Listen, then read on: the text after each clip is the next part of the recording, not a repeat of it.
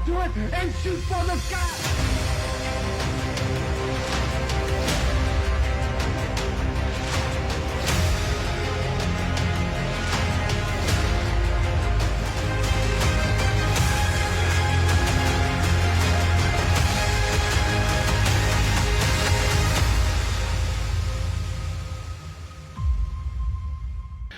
All right, so welcome to the Ring Post Daily Podcast. You're listening to myself, Jesse Henrik, the RPD Prophecy Champion, Tyreek Ramsey, the Ring General, and then from New South Wrestling, Zodiak The Mystic. How are you doing today, sir? Pretty good, pretty good. It's been a busy day, but a productive day. Can't complain. I'm ready for the weekend. Awesome. So can you tell us a little bit about yourself and how did you kind of get into the business, being a over 20-year veteran? Sure. So I started wrestling training, I guess, pretty much right out of high school. Me and a couple of friends had always kind of talked about it. We'd always been big into wrestling through school and everything else. So once I had to get cleared for high school sports, which I actually never really got to play much of. I got to do a little bit of high school wrestling, but not as much as I wanted to because of some health issues I had when I was born and growing up. But when I got cleared from all that, by then, high school stuff was kind of out of the question. There really wasn't a point to it. So I got looking into professional wrestling, and a bunch of us got talking about that. And we ran into – they had a flea market around here. It was Richwood Flea Market in Florence, Kentucky. And the Northern Wrestling Federation – who runs out of Ohio still, and they run in Kentucky some, had a booth there. And they sold tickets and things like that, and wrestlers would come and do meet and greets, and they would promote events in town. They ran at Peel's Palace, which was in Erlanger, Kentucky at the time. It's been torn down since then. Everybody ran there. Memphis Wrestling ran there. You name it, they wrestled there. Lawler, Dundee, Dusty, all of them came through that place. A lot of bands. They just had posters on the wall of everybody you could think of. It was just an awesome place.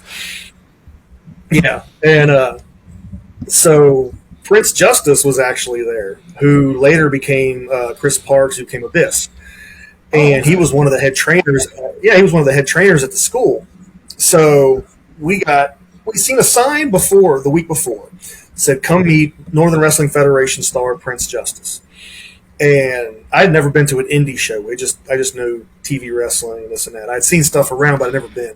So me and my buddy was like, "Well, let's come back next week and see what it's about, and maybe razz the guy a little bit, just have some fun, and maybe pick up tickets, see what it's about." So we get there, and we come back the next week, and we get there, and there sits this guy who's like 6 foot, whatever he is, 6'6", 6'7". 400 pounds at the time. We're like, well, we probably shouldn't razz this guy. He'd probably eat us for lunch. So we got BSing with him a bit, and which me and my buddy both are pretty good sized guys. I'm 6'2", and I'm 270 pounds. He's about the same size. But Chris was just the nicest guy. He was selling tickets. Any questions we had, he answered. So we leave. And we're walking around a flea market, and I look at my buddy. I'm like, I think I want to go back and talk to that guy and see how he got into this. And he goes, "You really want to check this out?" I'm like, "Yeah." So I go back and I asked him, and I said, "How'd you get into wrestling with the NWF and that?" And his eyes just lit up. He's like, "You want to know how to get into wrestling?" I'm like, "Yeah." I was like, "We've talked about it. I've been a fan since I was 9, 10 years old. Me and my mom watched it together." And he's like, "Well, you go to school just like anything else." And he gave me the number to the Bone Crushers Wrestling School that the Northern Wrestling Federation ran, which at the time they ran out of Fairfax, Ohio. And they ran at the top of this old warehouse. And it was just a grungy top floor open warehouse, nothing in it but a ring, a wooden desk, a chair, a little bit of exercise equipment, some posters on the wall. But we walked in, and to us, it was just like, oh, this is the coolest thing ever because there's a wrestling ring and people training and everything else. Mm-hmm.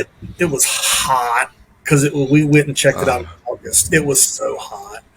No air conditioning. So we did a tryout. They just ran us through some paces. Cardio had us check things out. I ended up signing up. My buddy didn't. He went on to do some other stuff. And the rest was kind of a wrap from there. Chris was one of their head trainers. Another guy at the time, Johnny Diamond, actually owned the promotion in the school, who later it was bought by Roger Ruffin, but Roger was one of their trainers and main partners who ran the shows. And Roger was a referee for the WWF, WWE. He wrestled all over the place. Everybody knew who Roger was. So great trainer, a good guy all around. So for me, I mean, you couldn't really ask for a better set of trainers at the time. So from there, awesome. I trained with them for a year and a half. Had my first match at Peel's Palace, actually, 2000, I think it was. Yeah, 2000. Okay. Yeah, it's so interesting. You hear about these kind of late 90s, early 2000s, wrestling schools where it is kind of just like the grungy hole in the wall type places. And it's funny because they sound like these terrible places to kind of be brought up in the business, but everybody talks about them with like such love and passion. It's like, yeah, those were the days. Oh, it was great. Really it was miserable. Don't get me wrong, but it was great. It made you really appreciate the stuff we got later on too, though, because you had the only two places you really had to train in the area in a huge radius at the time was there and HWA, which was Heartland Wrestling Association, that was ran by Les Thatcher. Now they had a whole different setup, though. I think they ran Red Barn and somewhere else, but they had one time a WWE developmental deal. So they had more funding for a better facility. I didn't really know about them until after I got training with Roger and all of them and got looking more. They were like the competition. So there was always that competition for years. You wrestled for one or the other, not both. You trained at one or the other, not both. And guys would jump back and forth sometimes. It was wild. But they moved out of there and they went to a place called Pinson's Gym, which was in Norwood, Ohio. They were at Pinson's for a while, and then they shut down at Pinson's. The gym ended up, I think, closing up, or they needed a space. I can't remember. I think they closed and moved. And then they ended up over off of Hopple Street in Cincinnati, Ohio, near Camp Washington. And they had been there for years. They ran shows out of there, everything. And now they're in a different spot in Cincinnati. They're still in Cincinnati in that area. I think they're up off of Vine Street somewhere. They have a different location. I haven't been with them in a while, though. I've seen the school, been up there like once or twice, but I mainly travel and do my own thing right now. I still keep in touch with all the guys, and I see a lot of them, but our paths and schedules are just so different right now. That's fair. Ty. So, Zodiac, what would you say is your favorite match out of all of them you've seen? Because you could tell a lot about a wrestler by what their favorite match is that we've noticed. So, what would you say your favorite match is? Like match I've had or match I've just watched? Like indie match? What do you mean? Why not both? Broad spectrum. We could do both. Match I've had. A couple of my favorites. Me and Calvin Tankman wrestled at TPI 2017, I think it was, and we had a great match there. That was one of Calvin's first, I guess you could say, kind of breakout matches because he was still pretty new, and that was one of the matches I guess the promoter was a little bit worried about because he was green, and we went out and I'll pat myself on the back and we crushed that match. That was when we did lucha, we did big man stuff. We broke out all kinds of stuff, especially for two big guys, because Calvin's a big man. I'm a big guy. So we were going, we did a run off the top. We did all kinds of stuff, told a good story. Yeah, that's one of the ones I'm really proud of. That and a couple of the ones with Congo Kong, Larry D. I got to wrestle the Powers of Pain, Warlord and Barbarian. That was a really fun one, Rock and Roll Express. So I've gotten to do a lot of fun stuff. Wow. Indie match-wise that I've gotten to watch, indie-wise here lately, go back and watch Speedball Mike Bailey and Brian Keith. Look up that one when they had one here recently. And the psychology and the storytelling and the action in that match was just Speaking of Mike Bailey, I cannot wait for this Impact Bound for Glory is coming up here this next month here in October. And it's going to be Speedball Mike Bailey versus Will Ospreay. That's going to be a banger of a match. If you like that indie style of match, like the go spotty style of match with a little storytelling sprinkled in, because Bailey's good at emotional stuff and telling story. Osprey's gotten way better at it with his emotions and stuff. I know some people don't like him because he's very flashy. They look at the old Ricochet and Osprey matches from Japan, but you understand it's a different style of it. They wrestle over there. You know? Yeah, those were insane. But this last year after he kind of this last year after he gained some weight and put some mass on, he's really kind of developed this whole other persona, and it seems like Osprey's grown so much over this last year. Yeah, I think he's one of the best wrestlers in the world. I'm not gonna lie. I really think he is. We come back to that conversation a lot because you had the guys, you had CM Punk, who called himself the best in the world, Chris Jericho, Kenny Omega, and now you got Will Ospreay, and it's funny because he wasn't the one who started calling himself that. It was kind of everybody else around the wrestling sphere that called him that first. And I mean, it's hard to argue. I mean, especially with being as young as he is, like, Kenny Omega and him, I feel like, are kind of two sides of the same coin. But Ospreay, he's got the youth on Kenny, whereas Kenny's got more of the wily experience. Yeah, Kenny's been around for a long time. People don't realize that he's been around for a while. Like he started over in the States, down in Southern Wrestling, going down there for like Regal's camp and this and that. And like they actually told him go learn to wrestle that he would never be any good, and he was like, "Well, I take that personally." So he went over. He was like, "I'm going to go to Japan and go here and there and learn everything I can." He just embraced that Japanese style of wrestling. A lot of people call him like that video game wrestler, but I'm like, it works for him though. Yeah. I mean, the man literally, and this is not a joke, he has had I would call a 5-star match with a 9-year-old. He's had a 5-star match with a broom. He's had a 5-star match with a tent. Like, the man does he's fucking insane. Right. Yeah, and at the end of the day, it's just a style of wrestling. Yeah, it's a cultural thing. Like Japan, they do stuff wild over there. They they know it's an art form. It's a very physical art form. So like they appreciate what goes into stuff like that. Like over in the States, it's a different point of view. People go like, "Oh, that's not wrestling. It's supposed to be all realistic." Which it's all just different styles of wrestling. That's all it is. It's a lot more about telling the story, through the match over there. Whereas, because you look at Japanese wrestling and they don't do a lot of like gimmick matches, but they have these hard hitting, strong style matches where they're telling the story constantly instead of their environment telling a story, like say, WWE does with like Elimination Chamber or something. Like that's the story. Whereas with them, they, do it through their moves. Right. But moving on. So originally, we have 4 hosts. Unfortunately, Eddie wasn't able to be here tonight. He had to work. And then our good pal Joey, he is out sick tonight. He's in the hospital, so we wish him well tonight.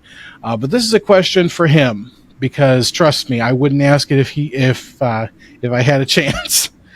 But as a fan and a wrestler, do you acknowledge Roman Reigns as your tribal chief? Because this is something Joey asked every guest we have, because he is the recipient of the Tribal Chief Bathwater Award. Like he is Roman's biggest fan. Well, I'm not Samoan. I'm not in no way fan. I really can't acknowledge, but I mean, I'll give Roman his props. I'll actually see Rikishi here Sunday. So. Oh, that's awesome. Yeah. So I've seen him. I've seen him a number of times. So you would say you acknowledge Roman Reigns as your tribal chief? I mean, if I was a Samoan in the family, in the bloodline, I'd have to. I mean, you got to give the guy credit. Like, he's an amazing athlete. He's good at what he does. Yeah. He is a freak athlete. But yeah, I think he's developed championship wrestling. Yeah. It took him a lot of he ate a lot of crap for a while to get where he's at. He definitely did. And, just over these last 2 years, how he's, developed his character from, doing that kind of freak athleticism to kind of scaling it back and telling more of the, his story in the ring. That's one thing that he does that's very kind of unique to WWE is he's very much a story oriented wrestler. Yeah, it took him a long time to get to that too, though. Yeah, and that's if you that's watch, kind of, he didn't know how to handle the crowds. Yeah. It's weird because that's sort of a product that we got out of the Thunderdome era of WWE where, everybody, we had everything closed down because of COVID. But that's something that it kind of turned into a positive for Reigns because he was able to really develop this character and, kind of trash talk people and you could hear it then. Whereas before, you couldn't have the ring mic'd up that way. So, in a way, it kind of worked as a positive for him. I think the whole shutdown era like that when they had to do the studio shows and the tapings and the stuff with no crowd, I think it really forced a lot of those guys to learn how to work like television instead of just the crowd. Which I mean, Roman's really was work TV. He's never really been an independent wrestler where he's had to work small venues and work crowds. But this really forced him to learn how to work television and work a TV. Yeah. It looked like a movie set, pretty much. And a lot of guys, it was sink or swim. Like a lot of those guys, either they adapted and they learned and they thrived off of it, or it ate them up and they were just dead in the water. Yeah. All right, Tyler. Orton did really good with it too. Oh yeah, his back and forth with Edge, that was really freaking He was good. evil. He was evil. Yeah. Ripping Jeff Hardy's earring out with that screwdriver. Oh, that was cringy though. Like, I've got some friends, girlfriend's got gay and stuff, and I'm like, oh, that was nasty. That was gruesome. But I mean, I guess it did its job then, didn't it? Yeah, I mean, it got a reaction because everybody online was even like, oh, that's a little too far. That's a bit much. And then you had Seth Rollins literally trying to like take out Rey Mysterio's eye. Yeah, or at least just a lot of weird stuff happened at that time. I think they just tried a lot of stuff to see what was going to work. Threw stuff against the wall. They did the Firefly Funhouse match with Cena. Absolutely, that was wild. I liked that. I like theatrical stuff. They did the Boneyard match with Taker and AJ. That was awesome. What a send off for the dead man. Yeah, it was. He said that he was like, I could retire off that match and be happy, and it was different. People are going to remember it. It put AJ over, even though with the way the match went, it built all of them up. Taker was always Gallows good at that. and Anderson. Yeah, Gallows and Anderson got to have their thing in it. I keep on calling him Chad. Chad actually trained with us at NWF, which is funny. Carl Anderson before he went to. That's awesome. He did the New Japan dojo tryouts. He went down and worked NWA and all that down there, and did a bunch of stuff there because he was tagging with some people down there, and kind of went from there. And then once he got to Japan, he always said the things he wanted to do. He wanted to go wrestle in Japan and marry a hot Asian wife. He accomplished both of those. Hey, you got to have goals in this life. That was his two main goals. Hey, that works. It's so cool, talking about all these wrestlers, and it seems like we have a common denominator here of all these guys went over to Japan. It seems like they just really have a knack for taking these really talented guys and, building them up into stars, which is weird because, I mean, you wouldn't think of Japan as the kind of factory for making these gaijin, these, Caucasian, outside the country, wrestlers really shine, but they do. I mean, going back, Kenny Omega, Will Ospreay, Switchblade, Jay White, all these guys have just become mega stars by being over there. Well, and Jay White's just now getting noticed over here, like because with AEW and it's that. Aside from like the your hardcore indie fans that follow Japanese wrestling and stuff, but Jay White's big over there. He's like a big time Yeah. heel and stuff over there. Well, he's gone back and forth, but yeah, he's a big name, pretty good sized name over there. And from what I understand from his experience and time in Japan, there's a lot of places over here that are interested in him, even outside of AEW. So Yeah. And then you also had guys like Jonah too, or Bronson Reed, as he's known in WWE. He's really, I think he's a bigger star over in Japan than he is here in the U.S. He's a modern Bam Bam Bigelow. That's the way they look at him in Japan. Yes, absolutely. He's a modern Bam Bam Bigelow. More athletic, and that says something. For sure. All right. Ty, I think that's yours. All right. So, Zodiac, can you take us back to when you first came up with your name? Like, is there maybe a story or some symbolism behind the name Zodiac? So I actually didn't come up with it. Yeah, I had something else I was going by at the time. We'll leave that dead in the water. I've done a couple gimmicks. I've had this one for a long time though. But so when I started wrestling, I said I was young. I was like 18, 19 years old. Very baby faced. You know, I mean, couldn't even grow facial hair. It's still patchy now after all these years. But I feel the same. like, all right, we got to do something. Yeah.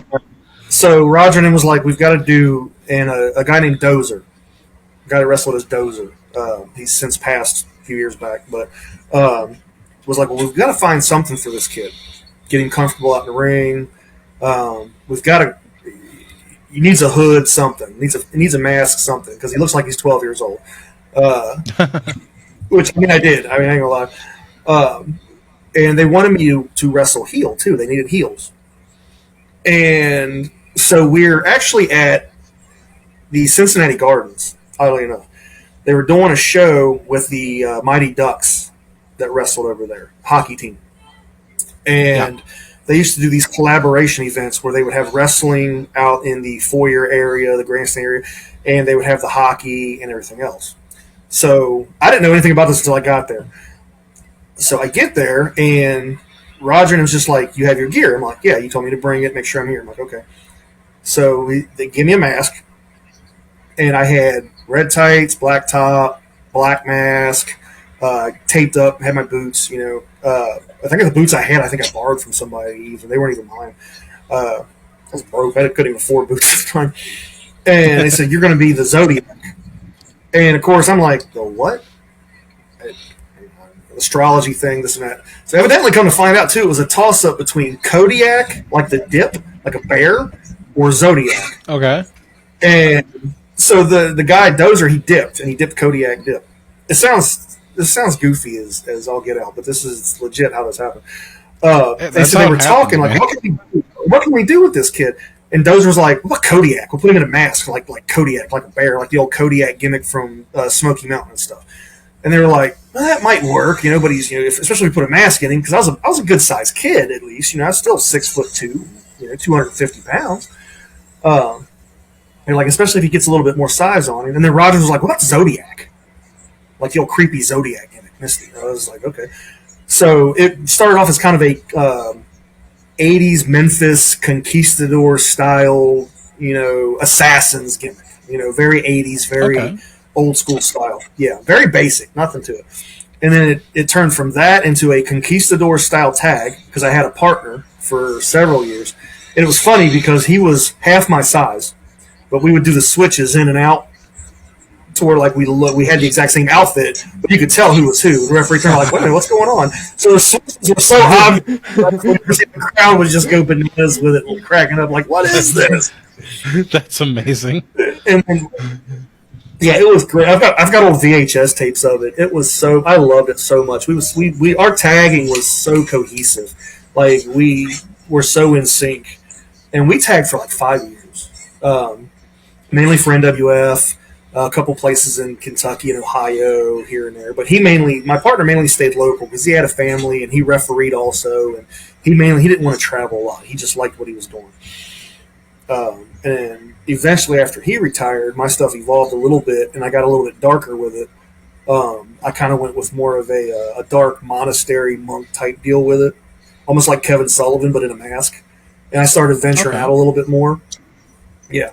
And then it went from there. We've gone through so many incarnations of this. It went from there to a horror themed gimmick because I was doing a deal with a group of guys, and we were all like horror monsters almost. And with Zodiac was a serial killer, so I had the black bag and the duct tape and all this wild stuff and the sinister stuff, and I started doing the fire with it and all that, which is a whole story in itself. A buddy of mine that ran a magic shop in Covington, Kentucky, actually, Artie Kidwell, he was an announcer and a commentator. He taught me how to do that, and I've done it to this day, off and on. I recently brought that back, but we did the horror stuff.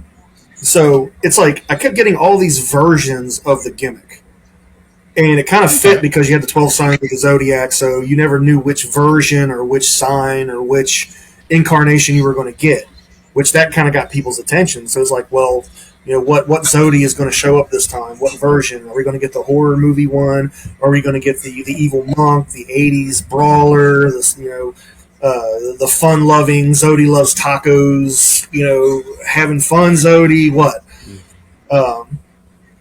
And then I recently started doing, the last 2 years, the whole mystic aspect of it because I needed something just to kind of like update everything. And I started doing a deal with, I started doing a deal with David Barnabas Spector, and he goes by Barnabas the Leader because he's doing the circus gimmick. So we had Maurice the Strong and Amos the Prophet, which he still does, the Prophet of Pain Amos. And I was like, well, what am I going to do? And they were like, well, what about like an alchemist or a magic gimmick? Because you do the fire, you do this, you do that. I was like, oh, a mystic. And I'm a huge Great Muta fan. So I was like, well, I can't be the Great Zodiac or the Great Zodi or anything like that. I don't want to do that. And everybody there was so-and-so the something, Maurice the Strong. I was like, what about Zodiac the Mystic? And it popped, it stuck. So I've been running with that like the last year or so now. And I added the X to the mask. I changed up the name from a Z to an X for marketing. And I was going to ask about that. Yeah. I can't trademark it. I can't, like Zodiac, that spelling that way, it's so done. But this I can market a bit better, and it's fresh, and so now everybody recognizes this. Okay. And it's been kind of a trademark thing for the longest time. My faceplate, because I had a full faceplate, was my trademark thing for quite a while. That's my design. That's mine. But I added the X to it so I could open this up and talk a little bit more and everything. I went down to Ricky Morton's school. They did a tryout thing down there for NWA and for EC3's gimmick and all that. And they liked my mic work and everything, too. There's like not a lot of guys in masks talk. And Ricky was like, I've seen your work before. He's like, you usually don't talk. He goes, I like this a lot better. I was like, all right, cool. So it's been a fun transition over the time. And I can still go back to those old versions if need be. And people pick up on it and recognize it. And it makes them look back at old tape and old footage and old Facebook and social media stuff. And they're like, oh, this is the evil, scary version. Or this is the mystic guy with the fire. Or this is that. Like, man, you don't know what's going to pop up. So that's really interesting. So it's almost like Chris Jericho-esque, where it's, he's got, you can call a snake whatever you want, but no matter how many times it changes its skin, it's still a snake. So that's really cool. I got a lot of it from Muta. And Liger, because Muta had all the different face paint versions and all the different outfit versions. He was still the Great Muta. Like I'm still Zodiac, but you have all these versions, so you don't know which one you're going to get. What's going to pop up? You might even get Kijimuto, and that just fascinated me constantly. So I was like, how can I tribute this and pay homage to this, but not steal it? That's awesome. Can we talk about how criminal it is that they brought Kenji Muto out for this last Shinsuke match with WWE? What was that? Payback? Yeah. They brought him out to Payback, and yet Shinsuke didn't win. So they literally flew him from Japan over to the States just to watch Shinsuke lose. Like, he didn't do anything else on the show. He might have just been like, hey, I want to come check out stuff in the States and hang out and Okay. Yeah, I mean, to be fair, it was Shinsuke's first ever, main event in a pay per view. So I mean, it was a big match for him. But I think it's funny that they flew him out for that though, for like a 5 second cameo shot. The fact it's his first main event in a pay per view is a crime in itself, to be honest. That is a crime. We were just talking before you came on, and we were wondering like where has this current version of Shinsuke been all this time, because it's so good. Playing this kind of anime villain heel where he's just That's what he was in Japan. Well, yeah, but I'm talking about like when they had him win the Rumble in 2018. Where was this versus AJ? Like that would have been money. But no, they decided to give him the low blow gimmick where he just keep getting everybody in the junk. But hey, I mean, I guess that was a product of its time with the old Mr. McMahon. That's but moving on. Probably. So I've obviously, I've been, watching a lot of your social media lately, and it seems like you've been getting really into making gear and stuff. Is that something that you've kind of always done, or is this a new pursuit for you? I've made my own gear for probably, 7-8 years now, maybe longer. Okay. Especially when I was kind of like finding a good mask maker and finding good gear and that, and a good gear maker was hard. And I'm kind of like OCD and picky about certain things, and I change what I want to use a lot. I don't like having the same thing all the time. And I was always raised, if you want something, just learn how to do it. Whether it's working on a car, stuff around the house, anything like that. Like I know how to do a lot of different things because of that. So, and come to find out, my grandmother was a seamstress. My great grandmother was a seamstress. They made stuff for the people that do the horse races and all that. They made the jockey outfits and the dresses. Come to find out, so it's actually in my blood. I didn't even know that until a few years ago. My mom told me about that. I knew they were involved with the horse races, and the whole business of that, but I didn't know to that extent. So I've got just a cheap sewing machine to start. I hit up a bunch of people that I knew how to make masks and knew how to make gear, like Mike Woody and Coy Phillips and a bunch of those guys. And they were real helpful. They would send me tips and patterns and this and that. And YouTube would look stuff up, trial and error. And I learned how to make my own stuff. And then a couple people were like, hey, do you think you would try making me something? And it just snowballed from there. Now I have a full shop down here, which is what I'm sitting in now. And I have a decent little clientele that I keep of custom stuff, and then I make stock things to sell and do crafts, make my own gear, make my own merchandise, stuff like that. Part of it's a good stress relief. It's a good income. I get to work from home or on the road if need be, so I don't have to worry about job wise. It's I think you stay busier doing that and working for yourself than you do a normal 9 to 5 a lot of times, and you don't have that security of a check. You got to hustle to make your own money, but I like that. That's just how I am. I've been that way since I was a teenager. So it kind of gives you the freedom to do what you want. Stuff sitting here now. I was working on for myself. That's awesome. Maybe we'll have to hit you up for like a Ring Post Daily branded mask. That'd be kind of cool. Oh, there you go. Ooh, I'm teaming with Nate. I'm teaming with Nate Hewitt Sunday. Gonna say the show with Rikishi. Yeah. That's a new show. So I'm making some stuff to kind of match him, and for October, we call it spooky season. I love Halloween and stuff like that, and horror stuff and comic stuff. So every year for Halloween, I make something themed. Like this mask is themed from Teen Titans. So nice. Yeah, it's really interesting that you just brought up Nate Hewitt, because we just had him on, and Black Dahlia. We just had both of them on 2 weeks ago. Yeah, I seen that. I seen there where they had shared the podcast post and everything. Yeah, no, they were great. All right. So Zodiac, you kind of went into this a little bit, but you could maybe go in this a little deeper. Explain like the design of your gear, specifically like your mask and everything, and what kind of goes into it, and what you like and the decisions made behind that. This faceplate design that I've had for quite a while. My original one was similar, but more of an '80s like Memphis style mask, where it just had it around the eyes and like the open mouth and the whole kind of like assassin style looking mask. But I wanted something. Yeah, so I had an old Antavaz del Norte mask, which if you've ever seen him, it has the horns and the plate and this and that to it. And I modified it because I didn't know how to make them at the time. So I modified it, changed it a bit, I made it mine. And I used that for quite a while. And I was like, well, I need to learn how to make these. So I kind of based my first faceplate off of his and then added a bit more to it. I was like, well, I want a breather thing on it from almost like Bane for the horror movie stuff. And then maybe I can take it off, this and that. So I kind of played with it over time. And then this design, this whole plate came out. And it made a good logo. So I stuck with it, and I've had it for a while. And then just slowly over time, I've done some where it was full wrapped around it, had the breather with the dreads and the hair, some where it was just a plate, some like the one now where it doesn't have anything, and I usually paint my face under here.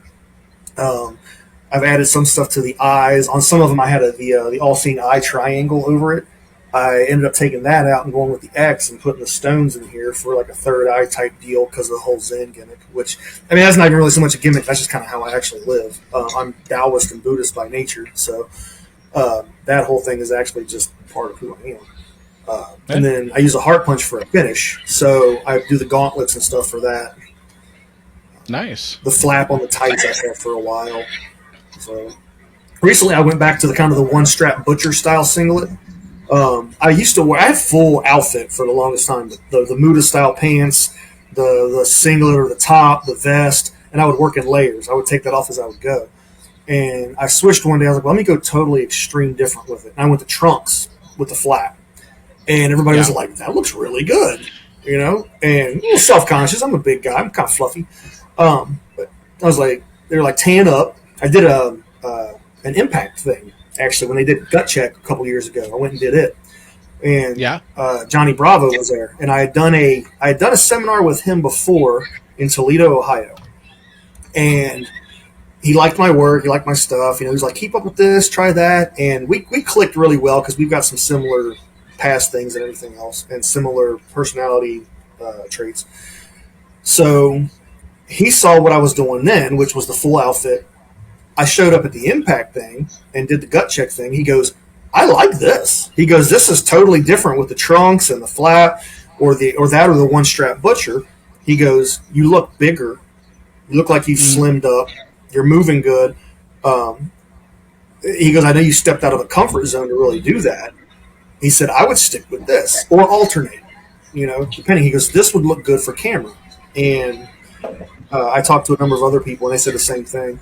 So I've kind of just, in order to keep things fresh, I kind of alternate between the trunks with the flap or the one-strap butcher, and I have a few full outfits still. Like I'm making a full outfit for the Halloween stuff because it's kind of Jeepers Creepers themed. Nice. Yeah, so which that one should be really neat. That's what I was working on here. And I said I did a live making the gauntlets like a how-to. So we did the slices and the blood-stained stuff and everything. And we did kick pads and stuff for it. I was originally going to sell these. I put them on my stock shelf, and then I liked them, and they matched what I wanted to do. I was like, well, I'm going to keep them now. Nice. All right. But yeah, I think it is cool because, you know, it means your gear's like part of who you are, and, you know, not only that you make it, but, you know, like you said with the Zodiac eye as well. Yeah. Well, and like on almost all my gear, there's a lotus flower, and that's symbolic too. So that's on almost all of my gear somewhere. There's little things, little Easter eggs I always put in.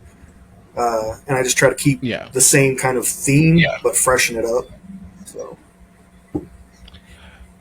All right.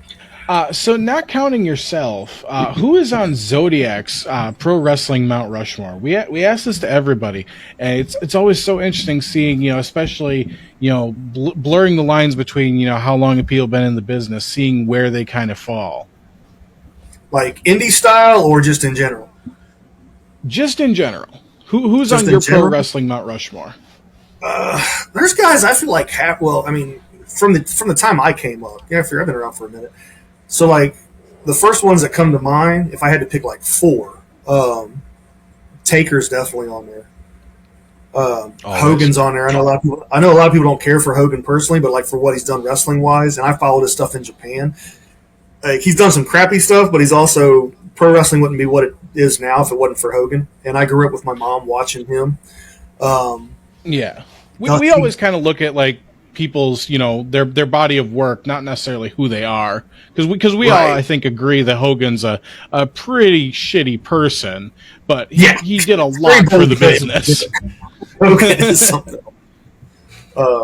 Dusty, you know, which there's people that would say bad about Dusty, like Dusty knew how to book Dusty, but he did a lot for the business, and like I base some of my other stuff that I do wrestling wise a lot off of Dusty and Jake Roberts. One of the multi-faceted personas of my stuff that I do, and Muda. Those are my four, because Muda did a ton of stuff too politically and for the scene in Japan, as far as going from like Noah to you know New Japan, All Japan, and really getting all that going. He was a big like proponent of getting that scene started. Yeah, if it wasn't for him and Baba and Inoki, Japan wrestling wouldn't be what it is right now. I think I've seen recently too. FMW is coming back and doing some stuff again. Yeah, because I know Onita was over here doing stuff with Tremont, and on a cool note, I don't know if you know who he is or not. I got to meet Shadow WX, Madman Pondo. I do the designs on his boots, the skulls and crossbones and stuff on his boots, and he pulls up. He goes, "Hey, can you put that on Shadow's boots too?" I was like, "Yeah, sure." And I'm not thinking, you know, Shadow. All right, Shadow. Whatever. He pulls up and there's a Japanese guy in the car, and I knew Shadow WX was in town because he was wrestling again. And Pondo's really low key a lot of times with who he knows and everything, and what he's done and what he does. So he'll just throw, "Oh yeah, we're going to a ball game. We'll swing by and pick him up." Yada yada. Me and Shadow. All right, cool. So he pulls up, this Japanese guy in the car. I give him boots. He's like, "Oh yeah, thank you." I'm like, "Oh, okay, cool." And they pull off, you know, and I'm not thinking, and it clicks. I went, "Wait a minute, Shadow." I messaged Pondo. I was like, "Is this Shadow WX from Japan?" He goes, "Yeah, do you need me to come back and pull around and say hi?" I'm like, "No, go enjoy yourself, but when you come back through, stop and everything." He made it a point to stop again so we can get a picture together and shake hands and talk for a minute. Nicest guy. And then I see him at XPW setting people on fire as well. Hey, that's how the business goes. Yeah. The Japanese wrestlers are so low-key with a lot of stuff.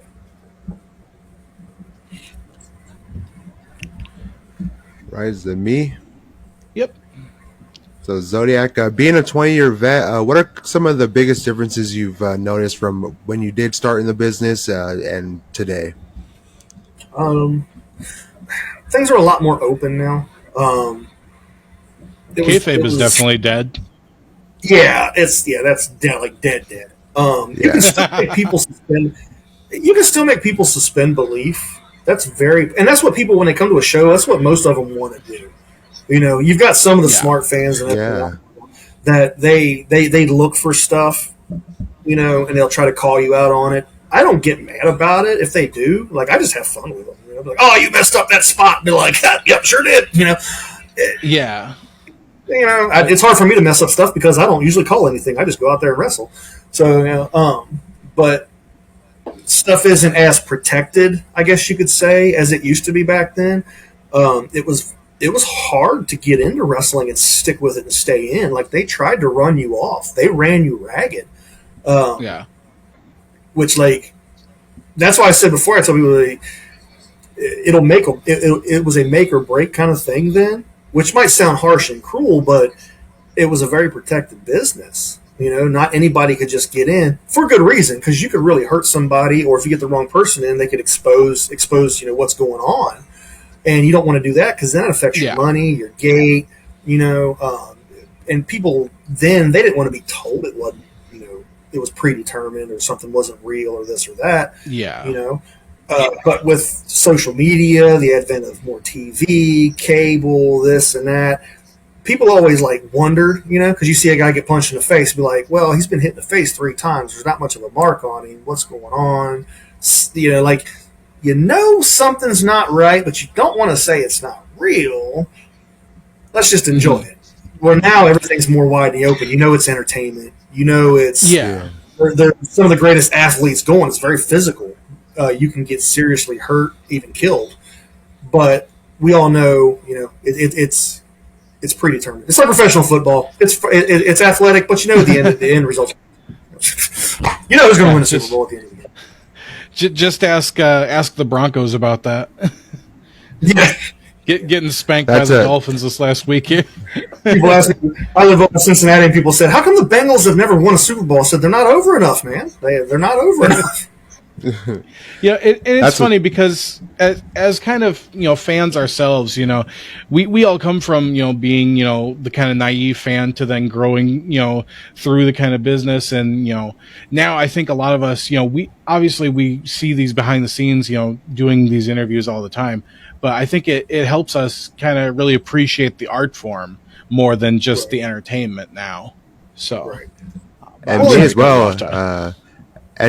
Me as well. Anytime I go into like a show or whatever, it's like, I'll dress up in the shirt and I'll be like, okay, I'm going to join the chants and, really like put myself in it, not sit there and be like, oh, I know how the show is running or anything like that, or that wasn't supposed to happen. I'm kind of just in it and enjoying it. It's just choosing to not look. Yeah.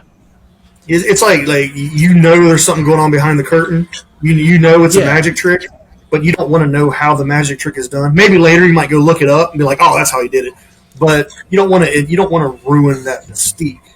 Now you don't want to be like, as a wrestler, you don't want to outright come out and tell people, "Here's how this is done. Here's that." But you can get on YouTube and look up dang near anything. People post their training on there. Even the top guys like Cody Rhodes and stuff. They have the Nightmare Factory. They post all of their training videos. Santino Brothers. I love Joey Chaos and them down there at Santino Brothers. I've been trying to get an interview with them. Oh, Joey's an awesome guy. Love Joey Chaos. I did a thing in Chinatown with them in Chicago. It was at this real weird little like dive bar thing, and it was with this German music group that did a combination of music and wrestling. It was the weirdest thing, but it was a lot of fun. There was like nobody there too. It was strange. But that's where I actually met him first, and then we knew each other from social media and from being online. And we've kind of stayed in touch a bit ever since. But he posts his stuff up, training and this and that. Anyway, it's like any other performance art or acting or football. You see behind the scenes what's going on. I don't see the point in really insulting a lot of the people and fans that actually want to know. So if people want to suspend belief during the show and they come up afterwards, I have people all the time. How do you do your fire thing? Well, I'm not going to tell you because one, it'd be insulting to the guy that taught me. But my hand isn't on fire, but it's on fire. But it's like a movie. When you go to watch, say, a Marvel movie. Thor and Loki are trying to take each other out in the movie, but then you see them at a premiering and they're standing next to each other. They work together. They're not going to go into that's why. That's why the whole argument that wrestling is fake is so beyond stupid. Is because yes, okay, it's predetermined. We get that, but you don't sit down like you said to a Marvel movie and say, "Well, that's not real." No, of course it's not, you idiot. Yeah. Right. Sometimes you look at it and go, "Well, that special effect sucks." But yeah. Yeah, and also it's like I can't remember who said it, but it's like they just were someone we interviewed was saying it's just pro wrestling is like nothing else. Like it's it's so different that it's explaining it sounds wild, but it's like you have to get it. Yeah. It's cinema, it's drama, it's comedy. Yeah, it's live action. It's live action cinema. And a lot of it's improv. I always kind of try to explain it to people as it's a variety show. So and that's my kind of excuse a lot of the time when people are say, like some of the lower. I don't mean this in a derogatory way, but some of like the lower tier wrestlers, they talk about how they get released. Oh, they weren't over anyway, or they weren't going to be main eventers. What have you? They don't need to be main eventers. There's guys like that. Like for instance, I talk about him a lot, but like Karrion Kross, for instance, one of my favorite wrestlers right now, Is it because he's, winning titles or, he's the most over guy in the business? No, but he plays his part beautifully because he takes these guys who are on the upswing and he gives them a solid, showing, a platform. He bumps good for people. He's got a great presentation.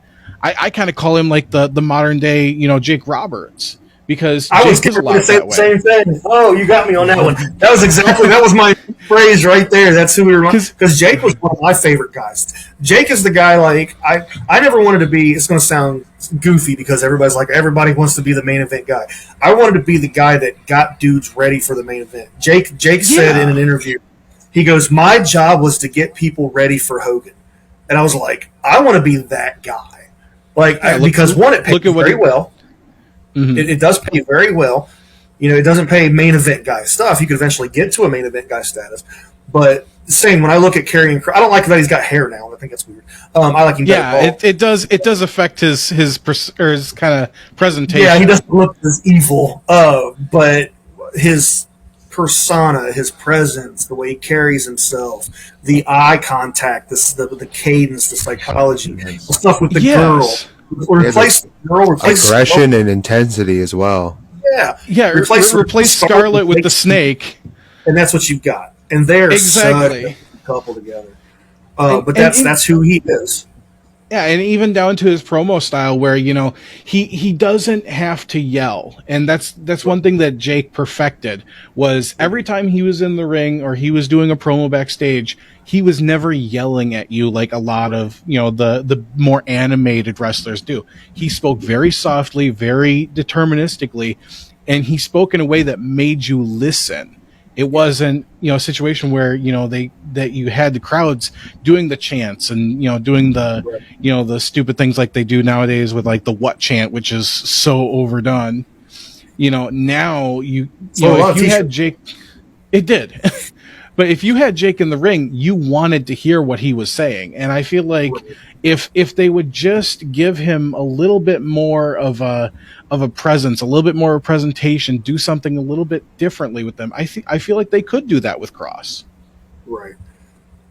Yeah, I think Bray had that same thing. Bray had that Jake Roberts captivating, slow promo. That's where I get a lot of my stuff from because I'm not loud.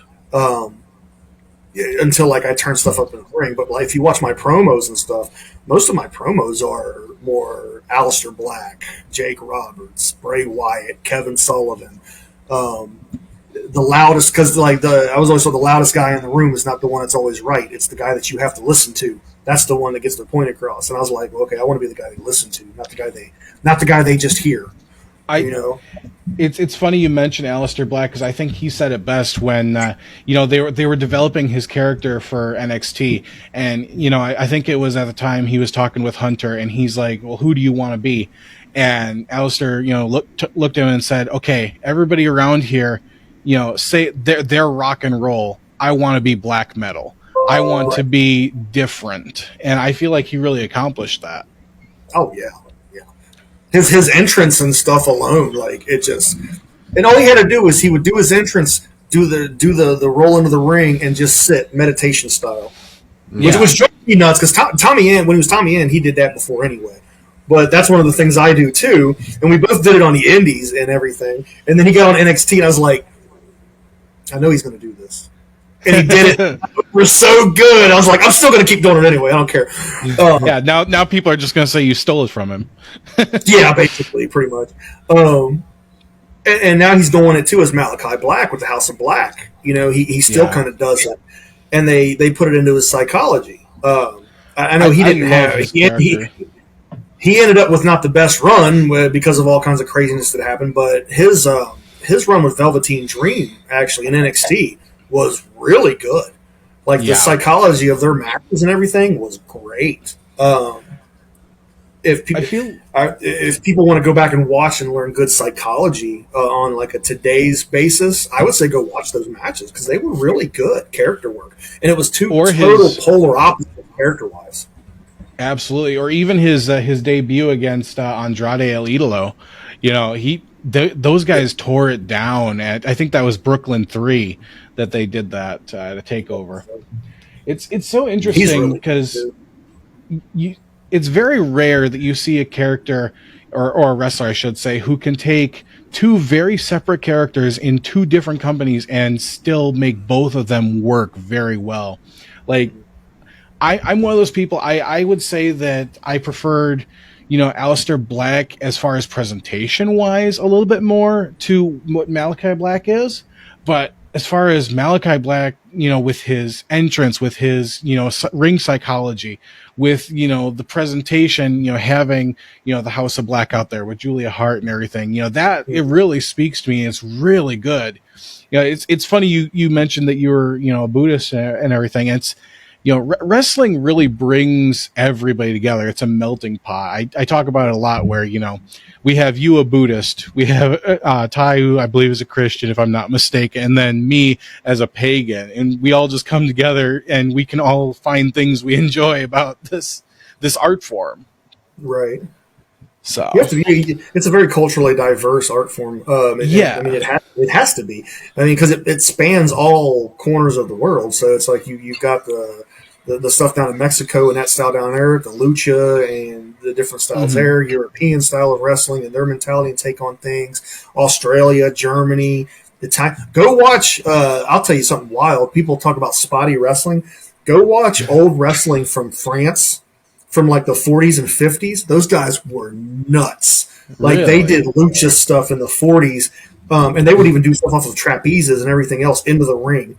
It's usually all black and white footage, but the stuff they did there was wild. Like you want to see some spotty stuff. They went nuts with like head scissors and acrobatics, and they incorporated acrobatics into the wrestling a lot. So it's pretty wild. So moving on, you kind of touched on this a little bit earlier when you were talking about your transition from kind of a face to a heel. What is it about, playing a heel? What are the benefits to really doing it, and what are some of the drawbacks? Because, obviously it seems like you really favor being the heel, or at least it seems that way. What is it about it that calls to you? What's weird is like what I do in ring is pretty much the same either way. It's just the circumstances change and who I'm wrestling. I've been a babyface actually for a long time in a lot of places. I've recently started kind of transitioning a little bit more aggressive, more heel stuff some places. But the crowd, it's weird because the crowd still gets behind a lot of it. They're just like, oh, you're dirty, but then you're the cool heel. Yeah, they still follow. Yeah, and that can be a problem too because you don't want to always be the cool heel because then you're really just a babyface. So, but you can be that nasty villain at the shows. Like in New South, I'm still a babyface. I haven't been to New South in a month and a half or so because I recently had a little girl. So I took about 2 months off. Congratulations. Yeah. Thank you. I feel like I lived my life in reverse. I had kids in my 40s and everything else. It's weird. I got 6. Trust me, I understand. I'm right there with you, man. I've got 2 biologically and the rest by association. So we've got a football team over here. I have 3 bio and then 3 by association, as you say. Man. But New South going back, I'm teaming with Nate, so I'll be a babyface there with the Hollywood Blondes. But then like Wrestle Arts, I wrestle there quite a bit, and I'm doing a thing there with me and Hoodfoot, and I'm just mauling people. It's heel, but with a purpose. My whole purpose is give me Hoodfoot, let me fight Hoodfoot again, because we fought out the building into the street. We never really got to finish our deal, or I'm just going to beat everybody up, or I'm going to set this guy on fire. I believe I'm wrestling heel tomorrow night. I'll be up in Grand Rapids, Michigan at Lethal Lucha up there, which I'm really looking forward to. I don't know who I'm wrestling, though. I'm not – I think they sent the card, but I can't remember, and it was subject to change. So I don't know who I'm wrestling there. But I know where it's going, and I'm really excited about where it's going. Same down in Appalachian Mountain Wrestling down in Kentucky, down around Pikeville. I'm a heel down there. They hate me down there. But then they'll get on my social media and they'll buy stuff and like be like, "Oh, your stuff was wild. We loved watching you." Which that's where I'm at with wrestling now. That's what I want. I want them at the show to hate me, to get into it, to understand. The little kids aren't. They're going to be like, "Oh, he's a bad man." Well, great. I want them to go home and cry to their parents. And then they're like, "He's not under your bed, I promise." But then they get online, they're like, Well, "Oh, are yeah, you? or am I? Yeah, I've terrified some children crazy." And then they follow your social media and stuff. It's that whole yes, goes back to the Marvel movie type thing. Yeah, those low key is a bad guy and a villain character. Um, But Tom but Hiddleston is cool. yeah, exactly. And I've actually told promoters this because they're like, well, we need you to be a heel online too, and in your social media and this and that. They're not going to believe You that can't show do straight. that nowadays. And I've told them, I was like, I'm not doing that. I was like, I'm not going to be a jerk to people. I'm going to put out what's going on with the story. So I have a Facebook page that's just all story stuff, this and that. It's all Zodi stuff. And then I have my page like that you guys commented me on. That's my diary. And I've let people know, like promoter wise, and I'm at a point too where it's like I'm 43. I enjoy what I do. I'm not. I have a large, fairly large fan base following. I'm not going to crap on them because you want me to be a jerk to everybody online to get your story across. They're going to follow the story regardless. It seems like a lot of promoters, it seems like they've kind of taken a look at what MJF has done recently and realized like, oh, this guy is getting this mega heat because he lives the gimmick. Well, not everybody can do that though. Right. And if everybody does, then it's not special. Yeah, that's not fun anymore. It doesn't always work. Yeah. Well, and the thing too is like if you look at him, he does that on his MJF stuff. Yeah. On his MJF pages. And when you go to a meet and greet at a signing, you pay to see the rude, jerky guy. Yeah. It's what people expected. They know it's fun. But if I'm doing a signing somewhere, I'm going to stay in character. I'm usually very stoic, quiet.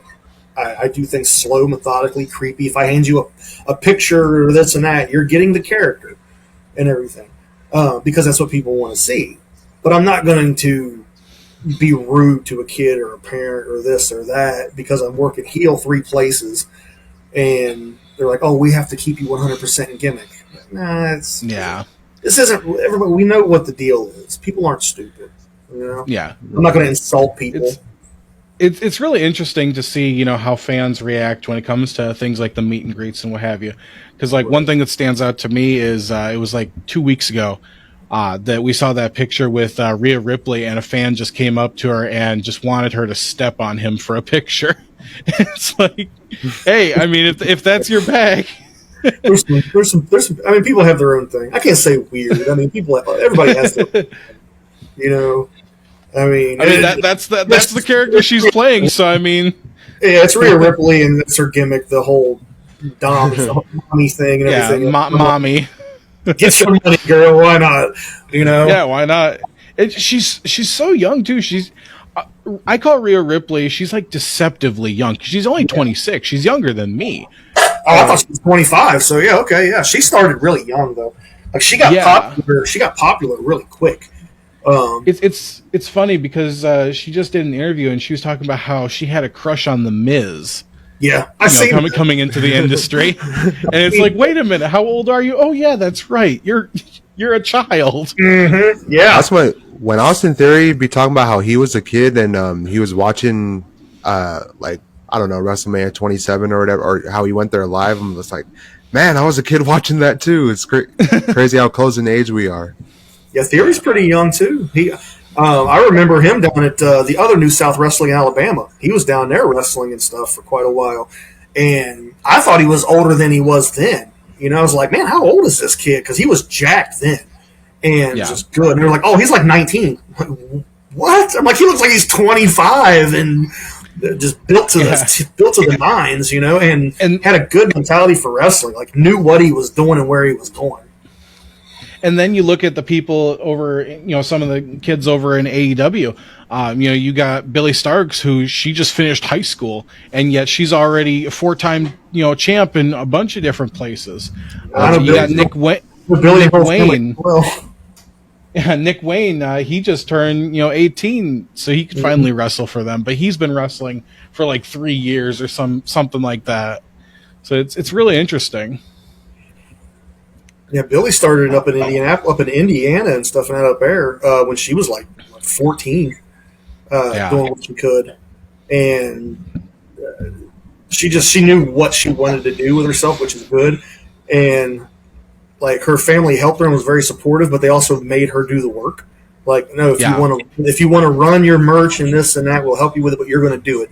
If you want to get your bookings, we're going to help you and make sure you're not taken advantage of, but you're going to do Yeah. it. So you learn how to do all this stuff. Like, And they also, and she also talks about how like they made her stay in school, and like she, if she had a match out of state or whatever on a Sunday, she had to drive all night just to get back for school on Monday morning, and it didn't matter if she got back in at like 5 a.m. She's still going. Yep, I remember those shows in those days too. I was on a lot of those shows with her. I seen her dad. I seen Robert Mouse and all of them a couple weeks back actually at a show, and she was there for Wrestle Arts. All right, Ty. So Zodiac, what are some goals you still want to accomplish in your wrestling career? I still want to go out of country a few places and do stuff. One of my bad vices is I have contacts and connections that I never use because I don't want to feel like I'm taking advantage of that. But that's part of the business is networking. So I want to go over to London and wrestle over there, and I have some contacts over there, people I can stay with. I want to go to Japan or China or both, Australia, down to Mexico. I've been to Canada. I had 2 opportunities to go to Mexico, and I missed out on them. I had 2 opportunities to go to Japan. Missed one because I didn't have a passport at the time. The other one, the world shut down, so that sucked. Same with London. There was a guy named Mr. Williams Sparks who's over there in London I think he's around Leeds, and he was over here, and I wrestled him at IWA Mid-South and a couple places, and we've stayed in touch ever since. And he said that. He goes, if you ever want to come over here and wrestle, you can stay with me. I'll get you on some stuff. He's since retired from wrestling. He's not wrestling anymore, but he's still got those connections. One of the kickers is a lot of times now you have to pay for your flight. So if you pay and book in advance and go over there, and you can get work. So I know people in all of these places, even Australia, which that would be an interesting one. I just have to reach out to them and set it up for the most part. So I'm going to look into that next year once stuff with the baby calms down and everything else. That was kind of my agenda for this year, and then it was like, oh, we got a kid coming. Oh, great, okay. So that put a hold on a lot of stuff. Got to press the reset button. Yeah. So and now I got to get this baby weight off of me because I think I put on more weight than she did. Dude, okay, so I actually just had a baby too. I totally understand that. Well, we had a high-risk pregnancy and stuff, too. So, we kept a lot of it very quiet until we knew everything was going to be stable. And even when she was born, it was high risk for the mother, too. And so we didn't even announce that we were having a baby until 8 months in, 7-8 months in, because we didn't know what was going to happen. Yeah. So then there was the scramble to get everything together, and, I'm taking some time off, yada, yada. But everybody's been super supportive and whatnot. I've just had to be kind of picky about what bookings I take and what I don't right now with that. So, which is a good awesome thing. Well, speaking of your bookings, where can people kind of connect with you on social media? Where can they see you live? Any of your plugs you need to get out here? Now's the time. We got a lot of stuff coming up. I've ventured out into movies recently too. So we've got that coming up. October, hold on, I actually wrote some of it down so I can remember. Because I know October's pretty stacked. This weekend, tomorrow is Lethal Lucha up in Grand Rapids, Michigan. That should be a really good show. So if you're in the Grand Rapids area, look them up. And then October 1st is New South down in Lawrenceburg, Kentucky. And that's me and Evil Nate teaming up against the Hollywood Blondes. New South is kind of one of my home promotions. I love going there and working. And then October is pretty busy. The 7th, we've got War up in Lima, Ohio. Wrestling Chris Hall there. That'll be good. October 14th and 19th is actually the premiere of a horror movie that I'm in. It's called The First Harvest. It's done by Paul Allen and his partner. They're doing the 14th is in Bloomington, Indiana, and the 19th is in Shelbyville, Indiana, at the Strand Theater. That's actually going to be a trilogy. Yeah, it's actually going to be a trilogy of movies. So we're working on the sequel now, and then there are going to be some side movies off of it. I play a character called Trapper in that, which is one of the like serial killers. So that's been a lot of fun. Nice. The 15th, we're doing Pale Fest, which is a big like car show, horror festival. There'll be vendors there. It's a 3-day event. We'll just be there the 15th. And we're doing kind of a pseudo deathmatch show there. That'll be fun. I'm wrestling Aiden Blackheart at that, and then I'll have a vendor booth set up. And that's in Chillicothe, Ohio. And then where are we at after that? I think that's about it for October. I think we're back at the end of the month, the 28th, I think, at Appalachian Mountain Wrestling, and I'm sure I'll be back at New South too. I just have to get some dates from them when we go back up. Social media wise, I'm all over social media. If you look up Zodiak the Mystic on Facebook, YouTube, TikTok, Instagram, I'm on all of those. So Okay. And we'll put all your links. Again, we'll put this this whole video in its entirety. We put it out on Saturday, so we'll have all your links in there. And then anybody who wasn't able to kind of join us live here, they'll be able to check it out then. Oh, awesome. Any parting thoughts? Take care of yourself. Take care of each other.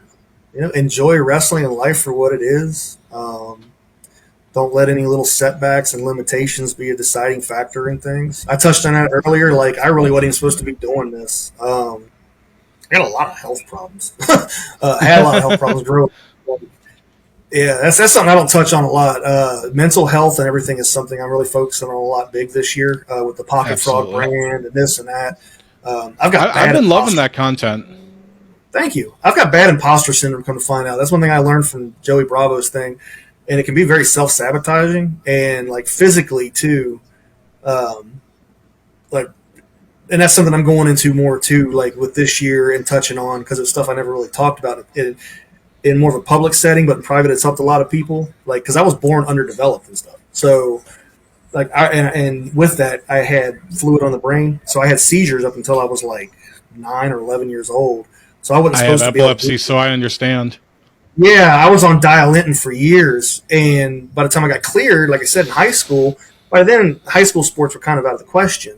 So I got cleared for this. I still have to watch it, but with that, like my legs were turned in, so I had to wear certain corrective stuff for that. I've got like bad degenerative arthritis in my knees, so if I don't stay on top of my health, I'm just in pain all the time. So it's like it kind of sucks. But if you stay on top of it and you keep a good mental mind frame and take care of yourself, then you can still do those things that people tell you you're not supposed to do. Absolutely.